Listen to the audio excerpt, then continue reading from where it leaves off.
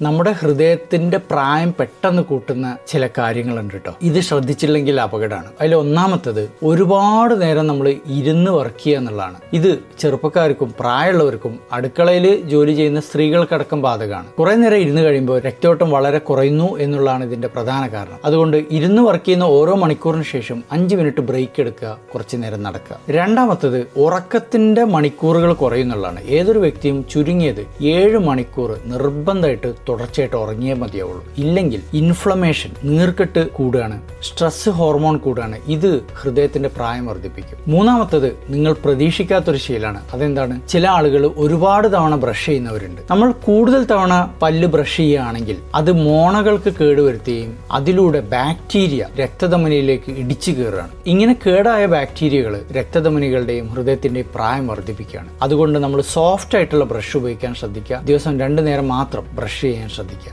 നാലാമത്തത് സ്ട്രെസ് കൊണ്ടു നടക്കുക, ടെൻഷനായിട്ട് നടക്കുക എന്നുള്ളതാണ്. സ്ഥിരമായിട്ട് സ്ട്രെസ് ഉള്ള ഒരു വ്യക്തിയെ സംബന്ധിച്ചിടത്തോളം യാതൊരു സംശയവും വേണ്ട, രക്തധമനികൾക്ക് കേടുവരും, ബിപിയും കൂടും. അതുകൊണ്ട് സ്ട്രെസ് കുറയ്ക്കാനുള്ള മാർഗങ്ങളായിട്ടുള്ള മെഡിറ്റേഷൻസ്, ഡീപ്പ് ബ്രീത്തിങ് എല്ലാം നമ്മൾ ഡെയിലി പതിവായിട്ട് ചെയ്യുക.